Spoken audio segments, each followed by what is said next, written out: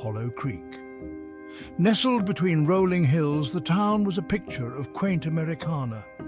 Its houses, with their wraparound porches and neatly trimmed lawns, spoke of a simpler time. But beneath the idyllic facade, a darkness lingered. The locals knew the truth, their smiles strained, their eyes betraying a deep-seated unease.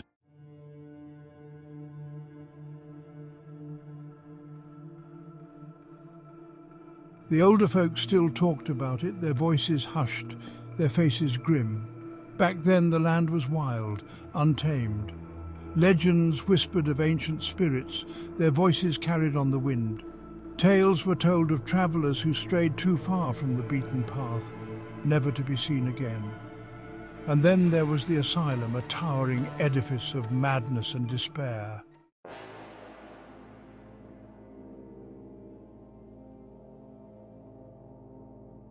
The forest surrounding Hollow Creek was a place of stark contrasts. Sunlight struggled to penetrate the dense canopy, casting long, eerie shadows. Paths, barely discernible beneath the undergrowth, wound their way through the trees. It was easy to get lost in the woods, to lose all sense of direction, but it was at night that the forest truly came alive.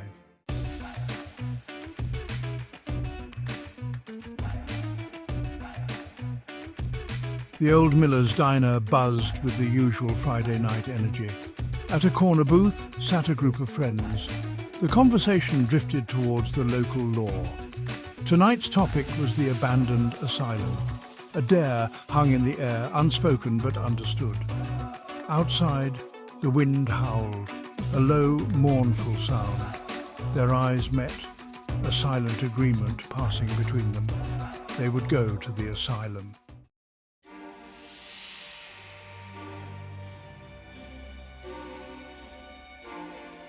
Section 2. The Skeptic, Jake. Jake ran a hand through his messy brown hair, his brow furrowed in thought. He was the resident skeptic of the group, the one who always demanded logic and reason. Yet a shiver ran down his spine as he listened to his friends. He told himself he was going along to keep his friends safe, but deep down he couldn't deny the sliver of excitement.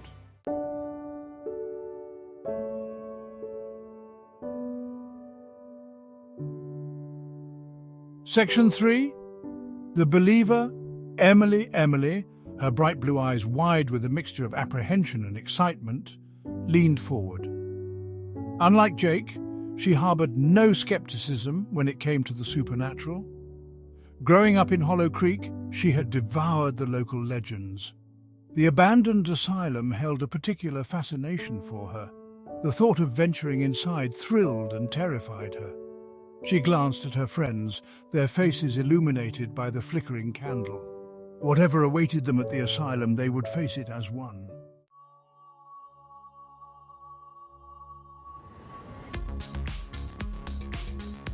Section 4. The leader, Ryan. Ryan, his athletic frame slouched casually in the booth, listened with a smirk. He thrived on the adrenaline rush of a good dare. He was the undisputed leader of their group. He leaned forward, his voice low and conspiratorial. "So, who's chicken?" he challenged. "Meet back here in 1 hour," he announced. "We'll head out just as the witching hour strikes." The dare was thrown, the gauntlet laid down. Tonight they would tempt fate.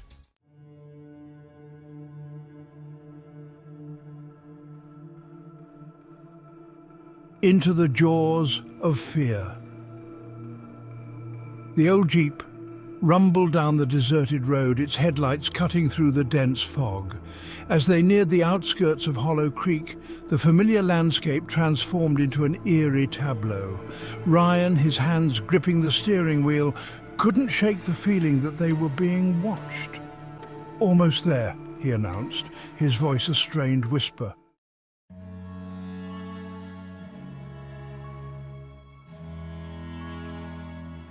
First footsteps of dread.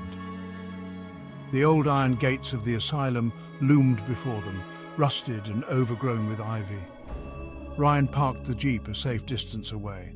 As they approached the gates, Emily felt a cold shiver run down her spine. "Ready?" Ryan asked, his voice barely a whisper.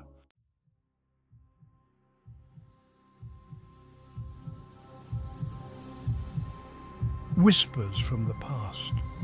The asylum loomed before them, a gothic monolith of decay and despair. As they approached the main entrance, Emily noticed a scattering of objects half hidden in the overgrown grass. Each object whispered a story, a fragment of a life lived and lost within the asylum's walls. The asylum was more than just a building, it was a repository of pain.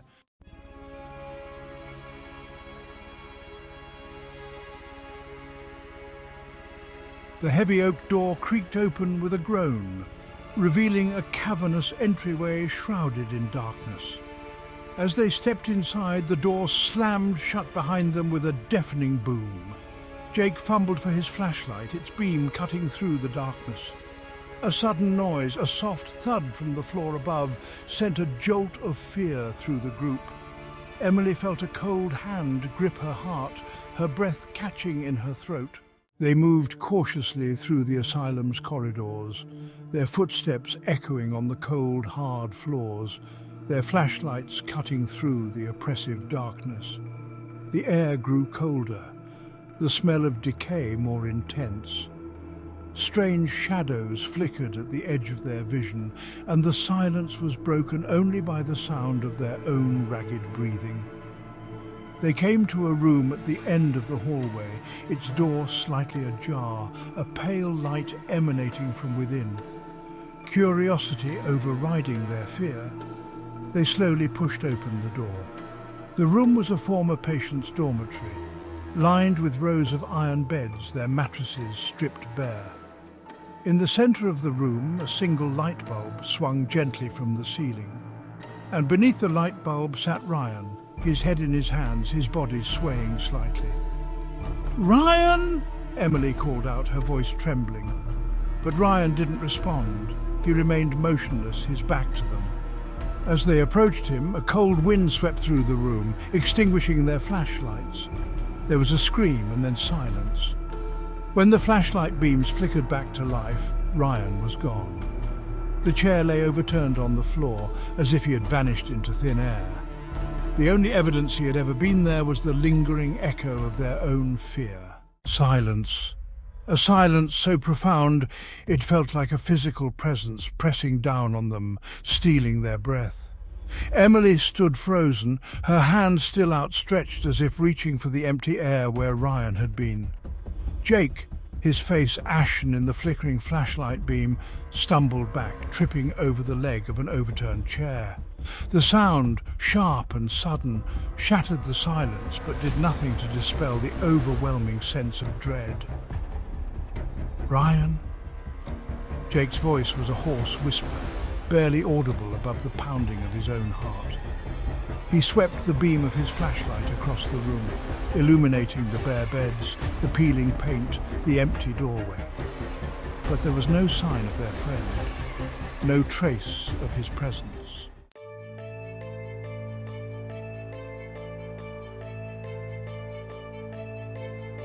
"We have to find him!" Jake's voice, though still shaky, held a new note of urgency.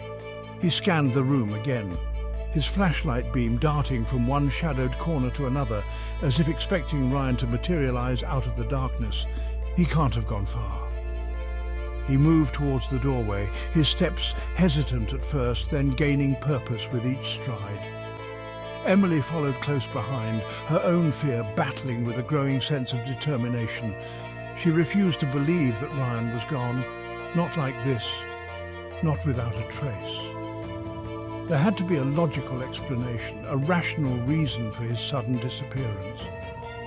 She clung to that hope, however small, like a lifeline in a stormy sea. They moved through the asylum, their progress slow and cautious. The corridors seemed to stretch endlessly before them, twisting and turning in a labyrinthine maze designed to confuse and disorient. The silence was broken only by the sound of their own footsteps and the occasional creak or groan of the old building settling around them. Every shadow seemed to hold a hidden threat, every corner a potential hiding place for unseen eyes. The air grew thicker, heavier, as if the very walls were closing in on them, suffocating them with their ancient sorrow and despair.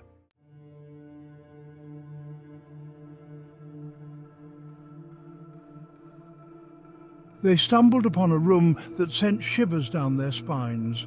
It was a former operating theatre, the air thick with the metallic tang of blood and disinfectant.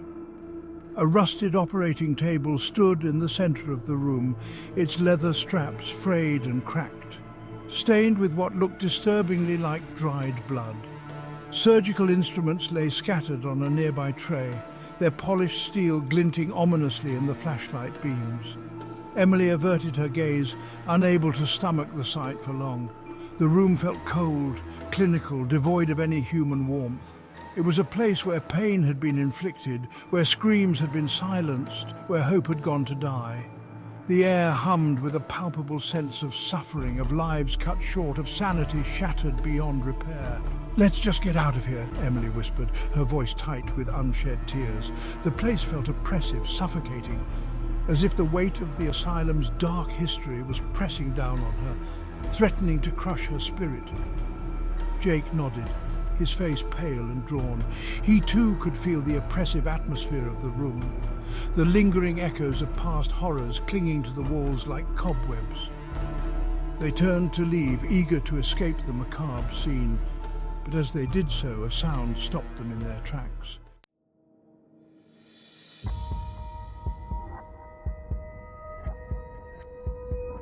It was a soft sound at first, a gentle sigh that seemed to emanate from the far corner of the room. They whirled around, their flashlights cutting through the darkness, their hearts pounding in their chests. For a moment, there was nothing but the shadows, long and distorted, dancing in the flickering beams of their lights. Then, slowly, a figure began to coalesce from the darkness. It shimmered, translucent at first, like heat haze rising from the asphalt on a hot summer day. But as they watched, their breath catching in their throats, the figure solidified, taking on a more defined form. It was a woman, her long dark hair cascading down her back like a silken waterfall.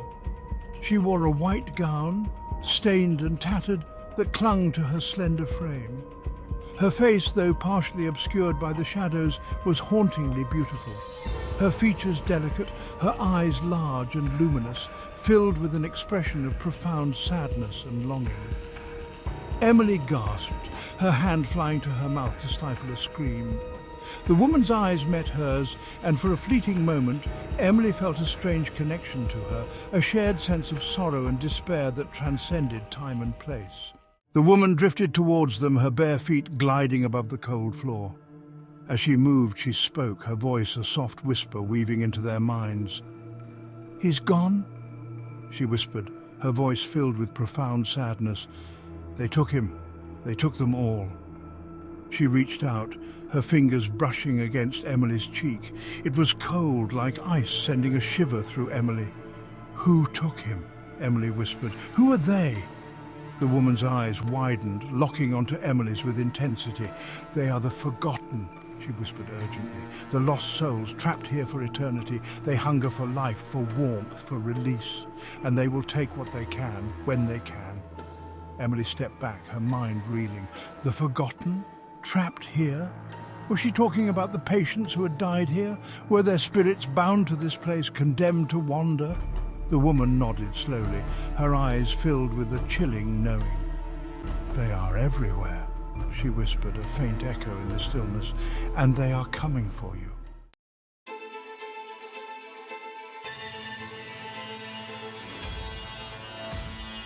Panic seized Emily, a primal scream rising in her throat. She stumbled back, her eyes wide with terror, the woman's words echoing in her ears. "They are coming for you." Jake, his face ashen, grabbed her hand, his grip like a vice. "We have to go now." He didn't need to say it twice. They turned, fleeing the operating theatre. The image of the woman's sorrowful eyes seared into their minds. The asylum seemed to press in around them, the corridors twisting and turning, a labyrinth designed to trap them within its decaying embrace. The air grew colder, the darkness more oppressive, as if the building itself sensed their fear, feeding on their terror. They ran blindly, their footsteps echoing on the hard, unforgiving floors, their flashlights bouncing wildly, painting grotesque shadows on the walls. Behind them, they heard a sound that chilled them to the bone. It was a low moan, mournful and hungry, growing louder with each passing moment.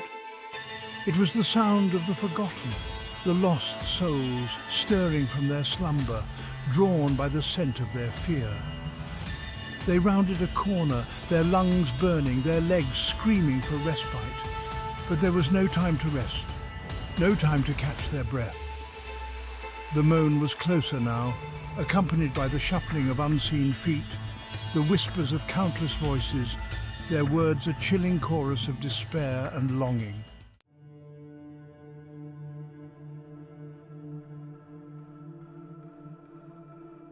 Ahead, they saw a glimmer of light, a beacon of hope in the overwhelming darkness. The main entrance, the heavy oak door that had sealed them within this nightmare, stood ajar, a sliver of moonlight slicing through the gloom. With renewed determination, they surged forward, their legs pumping, their hearts pounding a frantic rhythm against their ribs. As they approached the entrance, Emily thought she saw a figure standing in the doorway, silhouetted against the moonlit fog. "Ryan!" she cried out, her voice hoarse with hope and desperation. "Is that you?" The figure turned, and for a fleeting moment, Emily thought she saw Ryan's face, his eyes wide with terror, his mouth open in a silent scream.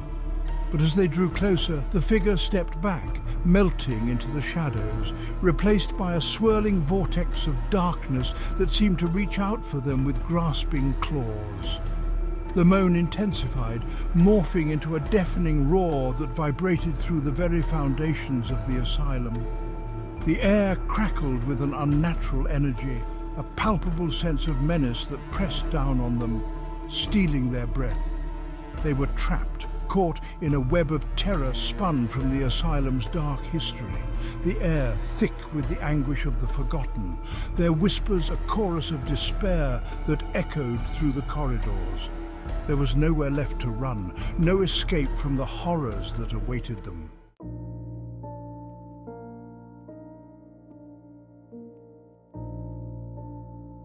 Emily closed her eyes, bracing herself for the inevitable. But instead of the cold embrace of the forgotten, she felt something else. A warmth spread through her, a strange sense of peace and understanding. When she opened her eyes, she was no longer standing in the asylum's crumbling entryway.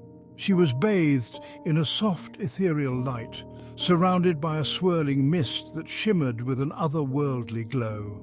Standing before her was the woman from the operating theatre, her face no longer sorrowful but serene, her eyes filled with a gentle compassion. "Don't be afraid, child." The woman's voice was a melody, soothing and comforting. "They cannot hurt you here." "Where are we?" Emily whispered, her voice trembling with a mixture of awe and apprehension. "What's happening?" "This is the in-between," the woman replied, her voice echoing softly in the stillness. "A place where the veil between worlds thins, where the living and the dead sometimes brush against each other."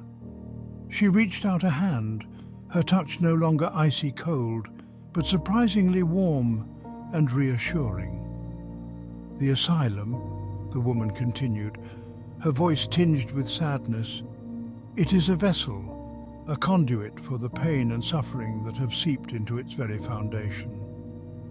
The souls trapped here, they are not evil, not in the truest sense. They are lost, consumed by their own anguish, unable to find peace or release."